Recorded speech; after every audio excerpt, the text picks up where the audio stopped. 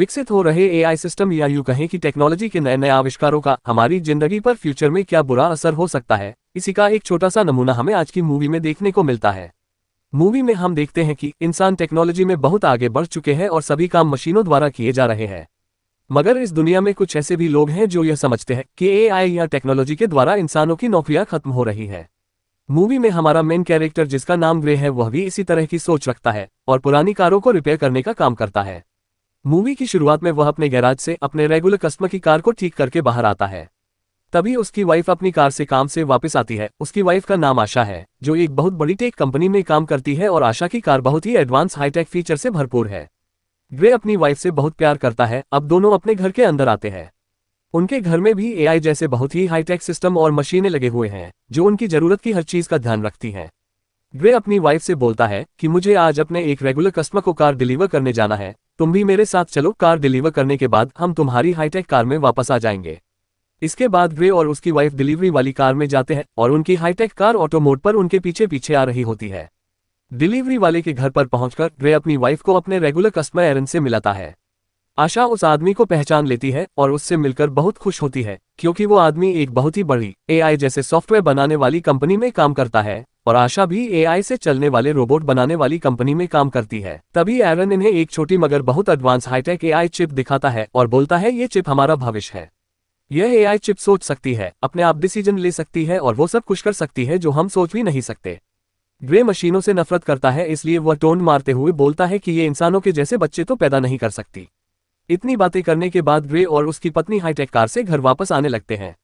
वह कार को auto mode पर रखकर रोमांस कर रहे होते हैं। तभी ग्रे देखता है उनकी कार उनको घर की बजाय कहीं और लेकर जा रही होती है। आशा कार को सही दिशा में जाने की कमांड देती है लेकिन उनकी कार कोई भी कमांड फॉलो नहीं करती। शायद इनकी कार को किसी ने हैक कर लिया है या उसमें कुछ खराबी आ गई है। अचानक कार की स्पीड बहुत बढ़ जाती है और वह एक स्पीड ब्रेकर से टकराकर पलट जाती है, लेकिन ग्रे और उसकी पत्नी को ज्यादा चोट नहीं आती।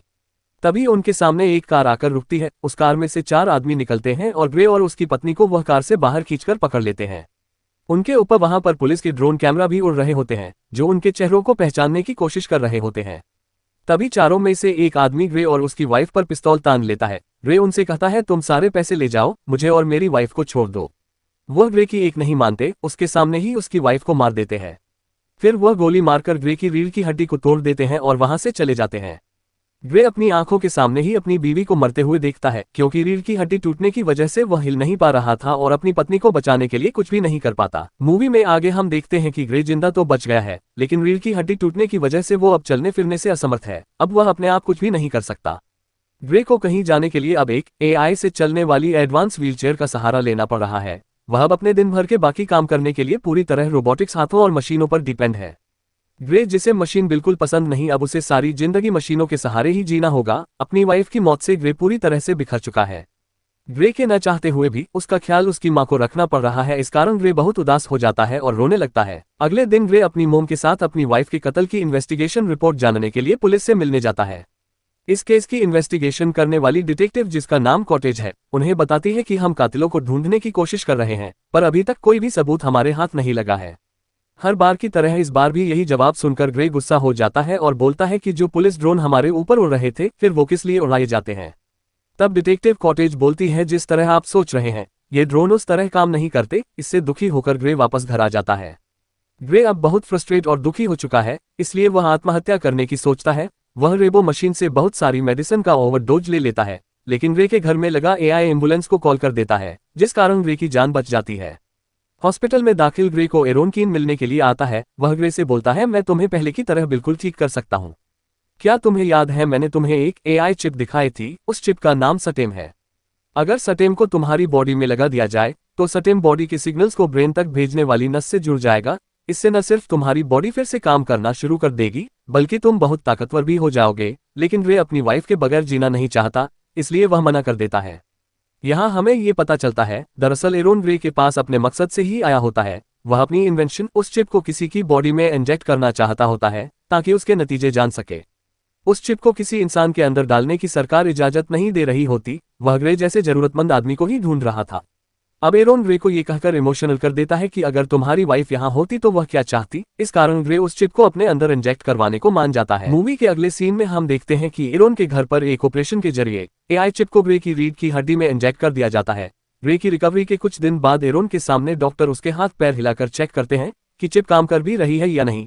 पहले तो ग्रे को देखकर डॉक्टर और एरोन को लगता है कि शायद चिप को काम करने में अभी और टाइम लगेगा। डॉक्टर और एरोन ये बात कर ही रहे होते हैं, तभी ग्रे अपना हाथ हिलाने की कोशिश करने लगता है और अपने हाथ हिलाने लगता है। धीरे धीरे वह अपने पैरों पर बिना सहारे के खड़ा हो जाता है। इससे ग्रे और एरोन दोनों बहुत खुश होते हैं। बेसिकली दिमाग जो सोचता है करना चाहता है वह चिप उसको फॉलो करती है और दिमाग के अनुसार बॉडी पार्ट्स को मूव करती है। तभी एरोन ग्रे से एक एग्रीमेंट साइन करने को कहता है, जिसके अनुसार ग्रे अपने चल पाने के बारे में किसी को नहीं बताएगा। दुनिया के सामने वह पैरालाइज ही रहेगा, क्योंकि इस एक्सपेरिमेंट के बारे में सरकार को पता चलने से एरोन को जेल हो सकती है। इसके बाद ग्रे अपने घर पर वापस आ जाता है। उसके घर पर लगी एआई उसे बताती है कि डिटेक्टिव कोटेज ने उसके लिए एक पैकेज भेजा है। इस पैकेज में ग्रे की वाइफ के कत्ल की इन्वेस्टिगेशन की जानकारी होती है। ग्रे इसे देख ही रहा होता है, तभी ग्रे को पीछे से कोई आवाज लगाता है और बोलता है, क्या मैं तुमसे बात कर सकता हूँ। ग्रे पीछे देखता है, वहां कोई नहीं होता। ग्रे सोचता है वह पागल हो गया है, इसी कारण उसे आवाज सुनाई दे रही है। तभी फिर से आवाज आती है, मैं कोई और नहीं, तुम्हारे अंदर इम्प्लांट की गई एआई चिप हूं और मेरा नाम स्टेम है। ग्रे बहुत हैरान होता है, उसे कुछ समझ नहीं आता। एरोन ने तो उसे ये तो बताया ही नहीं था कि यह चिप बात भी कर सकती है। ग्रे स्टेम को चुप होने को बोलता है। दरअसल स्टेम ग्रे द्वारा कमांड देने पर ही अपने आप कोई डिसीजन ले सकता है। इसके बाद ग्रे डिटेक्टिव द्वारा भेजे पैकेज में से कत्ल की रात पुलिस ड्रोन से ली गई वीडियो देखने लगता है। उस वीडियो में ग्रे को कुछ भी साफ दिखाई नहीं देता। तो ग्रे के अंदर लगाई गई चिप यानी स्टेम बोलता है, तुम चाहो तो मैं मदद करूं। ग्रे के हाँ कहने पर स्टेम उन गुंडों में से एक की बाजू पर बने टैटू को दिखाता है। स्टेम बोलता है, अगर तुम मुझे अपनी बॉडी को कंट्रोल करने दो तो मैं तुम्हें इस टैटू की साफ तस्वीर बनाकर दिखा सकता हूँ। ग्रे के हाँ कहने पर एआई चिप यानी स्टेम ग्रे की बॉडी को कंट्रोल में लेकर उस टैटू की ड्राइंग बना देता है। वो टैटू किसी क्यूआर कोड की तरह होता है जो मिलिट्री के लोगों की बाजू पर बनाया जाता है। स्टेम उस क्यूआर कोड से उस कातिल की सारी इन्फॉर्मेशन और एड्रेस की जानकारी निकालकर ग्रे को दे देता है। जो काम पुलिस इतने महीनों से नहीं कर पाई थी, वह ग्रे के अंदर लगाई गई चिप ने मिनटों में कर दिया था। तभी ग्रे डिटेक्टिव कॉटेज को फोन कर ये बताने लगता है, लेकिन उसके अंदर लगी चिप उसे यह कहकर मना कर देती है कि ऐसा करने से सबको तुम्हारे अंदर लगे चिप यानी कि मेरे बारे में पता चल जाएगा और ऐसा करने से एरोन ने मना किया है। स्टेम बोलता है, हम खुद उस कातिल के घर जाते हैं। तभी ग्रे स्टेम की बात मानकर उस कातिल के घर के बाहर पहुंच जाता है। वहां पर ऊपर पुलिस के ड्रोन कैमरा उड़ रहे होते हैं। पुलिस ड्रोन वहां से जाने के बाद ग्रे चुपके से कातिल के घर के अंदर चला जाता है और वहां जाकर छानबीन करने लगता है ताकि उसे दूसरे कातिलों का पता चल सके। वहां उससे पता चलता है कि उस कातिल को किसी ने बहुत सारे मैसेज भेजे हुए हैं। तभी वह कातिल, जिसका नाम शर्क ग्रेडनर है, अपने घर वापस आ जाता है। ग्रे छुपने की कोशिश करता है, लेकिन ग्रेडनर ग्रे को देख लेता है और उस पर हमला कर देता है। ग्रेडनर ग्रे को जान से मारने ही वाला होता है। तभी स्टेम ग्रे को बोलता है कि तुम अपनी बॉडी का कंट्रोल मुझे दे दो, मैं तुम्हें इससे बचा लूंगा। तभी ग्रे अपनी बॉडी का पूरा कंट्रोल स्टेम को दे देता है। बॉडी स्टेम के कंट्रोल में आने के बाद ग्रे एकदम उस कातिल को बुरी तरह मारने लगता है। ग्रे कातिल को बोलता है, तुम अपने आप को मेरे हवाले कर दो, लेकिन ग्रेडनर एक चाकू उठाकर ग्रे पर हमला कर देता है। ग्रे के न चाहते हुए स्टेम ग्रेडनर को जान से मार देता है। ये देखकर ग्रे बहुत शॉक्ड हो जाता है। उसे विश्वास नहीं हो रहा था कि उसने अभी किसी की जान ले ली है। अब स्टेम बॉडी का कंट्रोल फिर से ग्रे को दे देता है। ग्रे वहां से जाने लगता है। तब स्टेम बोलता है, जाने से पहले तुम यहाँ से फिंगरप्रिंट और सारे सबूत मिटा दो। मूवी के अगले सीन में हम डिटेक्टिव कॉटेज को देखते हैं। उस कातिल की बॉडी के पोस्टमार्टम से पता चलता है कि उस कातिल की बॉडी में कंप्यूटर और हथियार इम्प्लांट है, यानी कि वह कातिल एक अपग्रेडेड इंसान था और काफी ताकतवर भी था। दूसरी तरफ ग्रे के इस कांड के बारे में एरोन को पता चल जाता है, क्योंकि एरोन ग्रे के अंदर इम्प्लांट चिप को ट्रैक कर सकता है। वह ग्रे को बोलता है, तुमने किसी का खून कर दिया। अगर तुमने ये सब करना नहीं छोड़ा तो मैं तुम्हारी एआई चिप यानी स्टेम को शट डाउन कर दूंगा, क्योंकि तुम ऐसा ही करते रहे तो मैं जेल जा सकता हूँ। इधर डिटेक्टिव कॉटेज को इस कत्ल की तफ्तीश करते हुए पुलिस ड्रोन की वीडियो से पता चलता है कि कत्ल के टाइम ग्रे कत्ल वाली जगह के आसपास ही था। इस कारण कॉटेज ग्रे से मिलने उसके घर जाती है। वह ग्रे से बोलती है, कल एक आदमी का कत्ल हुआ है और हमें कत्ल वाली जगह के आसपास तुम्हारे वहां होने का सबूत मिला है, और जिस आदमी का कत्ल हुआ है उसके क्रिमिनल रिकॉर्ड के कारण उस पर हमें तुम्हारी वाइफ के कत्ल का भी शक था। तो ग्रे बोलता है, तुम मुझ पर शक कर रही हो, मैं तो पैरालाइज हूँ, मैं ऐसा कैसे कर सकता हूँ। डिटेक्टिव कॉटेज मुस्कुराते हुए वहां से चली जाती है। अब ग्रे एआई चिप यानी स्टेम से पूछता है, हम क्या करें। स्टेम उसे किसी बियर बार में जाने को कहता है, क्योंकि स्टेम को पहले कातिल शर्क ग्रेडनर के मैसेजों से इस बार का पता मिला था। बार में जाकर ग्रे शर्क ग्रेडनर का नाम लेकर बोलता है, जो भी इस नाम के आदमी को जानता है बाहर आ जाए, उसके लिए यही अच्छा होगा। ये सुनते ही एक आदमी आकर ग्रे को बाथरूम में ले जाता है और व्हीलचेयर से नीचे पटक देता है। ग्रे उससे पूछता है क्या तुमने भी मेरी वाइफ को मारा है। वह आदमी बोलता है हाँ, मगर तुम अपाहिज, मेरा क्या बिगाड़ लोगे। तभी ग्रे स्टेम को इजाजत दे देता है और स्टेम ग्रे की बॉडी को अपने कंट्रोल में लेकर उस आदमी को बहुत मारने लगता है। काफी मारने के बाद ग्रे स्टेम को रोककर उस आदमी से अपनी वाइफ के दूसरे कातिलों के बारे में पूछता है, लेकिन वह आदमी उनका नाम बताने से मना कर देता है। तो स्टेम ग्रे को कहता है कि तुम इजाजत दो तो मैं इसका मुंह खुलवाऊं। ग्रे के इजाजत देने पर स्टेम उस आदमी का चाकू से चेहरा बिगाड़ देता है। अब इस बार फिर दूसरे कातिलों के नाम पूछने पर वह आदमी बोलता है कि उसकी वाइफ को फिस्ट नाम के आदमी ने मारा है। कुछ और बताने से पहले वह आदमी मर जाता है। इस कातिल की बॉडी में भी पहले कातिल की तरह मशीन और हथियार इम्प्लांट थे और ये मशीनें उस कंपनी ने बनाई थी जिसमें उसकी वाइफ आशा काम करती थी। इधर एरन को ग्रे के इस कांड के बारे में पता चल गया है और वह ग्रे में लगी चिप यानी स्टेम का शटडाउन करने लगता है। ये बात स्टेम ग्रे को बताता है और बोलता है हमें एरन को रोकने के लिए अभी किसी हैकर के पास जाना होगा। ग्रे स्टेम को बोलता है कि मुझे इस वक्त हैकर कहाँ मिलेगा। स्टेम बोलता है हैकर यहाँ से सिर्फ 10 मिनट की दूरी पर है, जल्दी चलो। एरन के मुझे शट डाउन करने से पहले उस तक पहुंचना होगा। स्टेम सारे इनपुट कोड्स ग्रे को बताता है ताकि ग्रे उन कोड्स को हैकर को दे सके, जिससे वह स्टेम को फिर से चालू कर सकेगा। ग्रे जल्दी में सारे कोड्स अपनी बाजू पर लिख लेता है। इधर एरन भी स्टेम को शट डाउन कर रहा है और स्टेम के 30% शट डाउन होने पर ग्रे की एक टांग काम करना बंद कर देती है। किसी तरह से ग्रे जहां पर वह हैकर है उस बिल्डिंग में पहुंच जाता है। अब स्टेम आधे से ज्यादा शट डाउन हो चुका है, जिस कारण ग्रे की एक बाजू और दूसरी टांग भी काम करना बंद कर देती है। वहीं दूसरी तरफ फिस्ट, जो ग्रे की वाइफ का मेन कातिल है, अपने चौथे साथी के साथ उसी बार में आता है। यहाँ ग्रे ने दूसरे कातिल को मारा था। इन सभी कातिलों की बॉडी में एडवांस मशीन्स इम्प्लांट है, जिससे फिस्ट को दूसरे कातिल की आंखों से स्कैन कर यह पता चल जाता है कि यहाँ पर क्या हुआ है और ग्रे कहाँ गया है। फिस्ट ग्रे को मारने के लिए अपने साथी के साथ उसी बिल्डिंग की ओर जाने लगता है। इधर ग्रे बड़ी मुश्किल से रेंगता हुआ हैकर के दरवाजे के बाहर पहुंच जाता है और दरवाजा खटखटाता है। तब जेमी नाम की हैकर बाहर आती है। ग्रे उसे पैसे और अपने बाजू पर लिखे हुए इनपुट कोड्स देता है ताकि वह स्टेम को फिर से चालू कर सके। इस टाइम तक एरन स्टेम को पूरी तरह शट डाउन कर देता है और ग्रे को वापस लाने के लिए अपने 2 आदमी भी भेजता है। अब फिस्ट भी ग्रे के पीछे पीछे उस बिल्डिंग में आ जाता है और एरन द्वारा भेजे हुए उन दोनों लोगों को मार देता है। जेमी ग्रे की बाजू पर लिखे हुए सभी कोड के मुताबिक इनपुट गार्ड को रिमूव कर स्टेम से एरन का कंट्रोल बिल्कुल खत्म कर देती है। फिस्ट को अपनी तरफ आता देख जेमी ग्रे से बोलती है जब स्टेम पूरी तरह से रीबूट हो जाएगा तो तुम्हारी बॉडी फिर से काम करना शुरू कर देगी, और वहां से भाग जाती है। फिस्ट दरवाजा तोड़कर ग्रे के कमरे के अंदर आ जाता है। इधर ग्रे की बॉडी में लगी चिप यानी स्टेम अब पूरी तरह रीबूट हो चुका होता है। ग्रे को वहां अपनी वाइफ आशा दिखाई देती है और एकदम गायब हो जाती है। ग्रे देखता है कि फिस्ट और उसका साथी उसे मारने ही वाले होते हैं। ग्रे एकदम उठकर वहां से भागने लगता है। फिस्ट का साथी ग्रे का पीछा करता है और अपने हाथ में लगे हुए वेपन से उस पर गोली चलाता है। ग्रे किसी तरह बचता हुआ छत पर पहुंच जाता है और वहां जाकर रुक जाता है। जब फिस्ट का साथी उसके पीछे छत पर पहुंचता है तो ग्रे के अंदर लगी चिप यानी स्टेम ग्रे के ऑर्डर के बिना ही फिस्ट के साथी को उसी के अंदर लगी वेपन से बुरी तरह मार देता है। अब ग्रे वहां से भागकर अपने घर आ जाता है, लेकिन घर के अंदर आते हुए उसकी मां देख लेती है। ये बहुत हैरान होती है कि ग्रे चल फिर सकता है। मां के पूछने पर एआई चिप के बारे में ग्रे अपनी मां को सब कुछ बता देता है और इसके बारे में किसी से न बताने को बोलता है। मूवी के अगले सीन में हम एरन को देखते हैं जो स्टेम का एक्सेस अपने हाथ से निकल जाने की वजह से बहुत परेशान और चिंतित है। उसे मालूम है कि पूरा कंट्रोल अब स्टेम के ही पास है, जो कि बहुत ही खतरनाक है। इधर ग्रे को सोते हुए अपनी वाइफ आशा दिखाई देती है, उसे जैसे टच कर रही होती है। ग्रे को ये सब बिल्कुल रियल लगता है, लेकिन स्टेम बोलता है कि ये उसका वहम है, बस एक सपना है। तभी डिटेक्टिव कोटेज ग्रे से मिलने आती है और डिटेक्टिव ग्रे को कहती है कि एक और क्राइम सीन पर हमें तुम्हारी व्हीलचेयर मिली है, आखिर तुम क्या कर रहे हो। तो ग्रे बोलता है कि मैं तो केवल अपनी वाइफ के कातिलों को ढूंढना चाहता हूँ। ये सुनकर डिटेक्टिव बोलती है कि शायद तुम्हें कातिलों के बारे में पता चल चुका है और तुम किसी को पैसे देकर उन सब को मरवा रहे हो। ग्रे बोलता है तुम चाहो तो मेरा मोबाइल चेक कर सकती हो। तभी डिटेक्टिव ग्रे की पॉकेट में चुपके से एक माइक्रोफोन डाल देती है और वहां से चली जाती है। डिटेक्टिव के जाने के बाद ग्रे स्टेम को बोलता है कि मैं अब और किसी को नहीं मारूंगा, मगर स्टेम बोलता है कि नहीं, अगर हमने फिस्ट को ना मारा तो वह हमें मार देगा।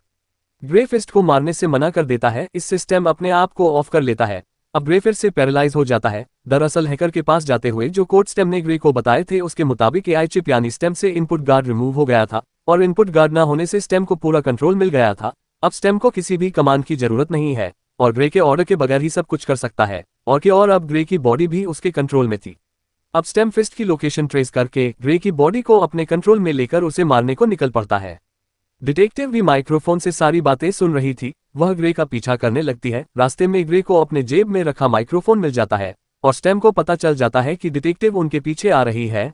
तभी स्टेम एक इलेक्ट्रिक कार को हैक करके डिटेक्टिव कॉटेज की कार से टकरा देता है, जिससे डिटेक्टिव वहीं फंस जाती है और स्टेम ग्रे को लेकर फिस्ट की ओर बढ़ जाता है। डिटेक्टिव को ज्यादा चोट नहीं लगती। फिर डिटेक्टिव ग्रे की मोम के पास जाकर सब मालूम करती है आखिर चल क्या रहा है। दूसरी तरफ ग्रे फिस्ट के पास पहुंच जाता है और उससे पूछता है, तुम्हें मेरी पत्नी को मारने के लिए किसने पैसे दिए हैं? फिस्ट बोलता है कि तुम थोड़ा गलत बोल रहे हो, टारगेट तुम्हारी पत्नी नहीं तुम थे, मुझे तो बस तुम्हारी रीढ़ की हड्डी तोड़ने के लिए बोला गया था, तुम्हारी वाइफ को तो मैंने वैसे ही मार दिया। अब फिस्ट और ग्रे दोनों आपस में लड़ने लगते हैं। फिस्ट की बॉडी में भी वेपन और कंप्यूटर लगा हुआ होता है, इसलिए वह ग्रे को काफी टक्कर देता है। फिस्ट ग्रे को मारने ही वाला होता है कि ग्रे उसको अपनी बातों में उलझाकर चालाकी से मार देता है। तभी स्टेम बोलता है, फिस्ट का मोबाइल फोन चेक करो, शायद हमें इससे ये पता चल सके कि तुम्हारी रीढ़ की हड्डी तोड़ने के लिए फिस्ट को किसने पैसे दिए हैं। फिस्ट के मोबाइल के मैसेज बॉक्स को चेक करने पर ग्रे को पता चलता है कि इस सब के लिए एरन ने पैसे दिए थे। तभी ग्रे गुस्से में एरन के घर पहुंच जाता है। वहां पहुंचकर ग्रे एरन से बोलता है कि तुमने एक्सपेरिमेंट के लिए मुझे पैरालाइज कर दिया और मेरी बीवी को जान से मार दिया।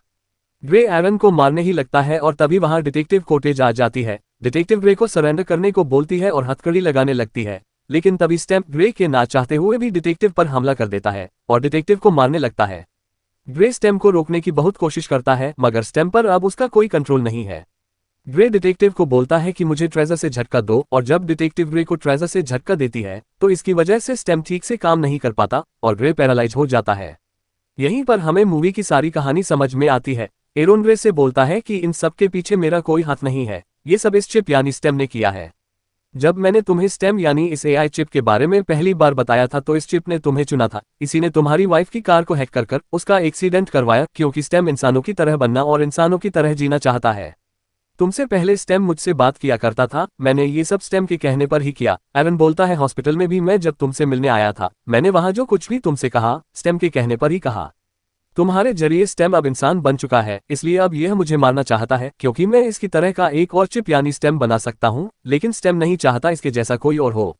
तभी स्टेम बोलता है, हाँ ये सब मैंने ही किया। इस बार स्टेम की बात ग्रे के अलावा डिटेक्टिव और एरन को भी सुनाई देती है। स्टेम अब फिर से एक्टिवेट हो जाता है और एरन को बड़ी बेरहमी से मार देता है।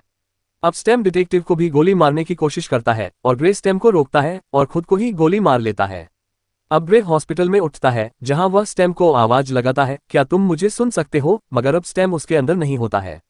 तभी उसके पास उसकी वाइफ आशा आती है। वो ग्रे को बोलती है कि हमारा एक्सीडेंट हो गया था और तुम कुछ दिनों से बेहोश थे। तभी सीन उसी जगह फिर से शिफ्ट होता है, यहाँ कुछ देर पहले था और हमें पता चलता है स्टेम ने ग्रे को उसी दुनिया में भेज दिया है जहां वह जीना चाहता था, यानी कि अपनी वाइफ के साथ। अब स्टेम का ग्रे की पूरी बॉडी पर कंट्रोल है। ग्रे डिटेक्टिव पर गन ताने खड़ा था। डिटेक्टिव बोलती है, ग्रे तुम क्या कर रहे हो? तो स्टेम बोलता है, ग्रे अब यहाँ नहीं है, मैंने उसे उसकी सपनों की दुनिया में भेज दिया है, यहाँ वह जीना चाहता है, और वह डिटेक्टिव को गोली मार देता है। अब एआई चिप यानी स्टेम इंसानों की तरह जी सकता है जैसे वो चाहता है। क्या ऐसा हो भी सकता है या नहीं, आप कमेंट करके जरूर बताएं। धन्यवाद।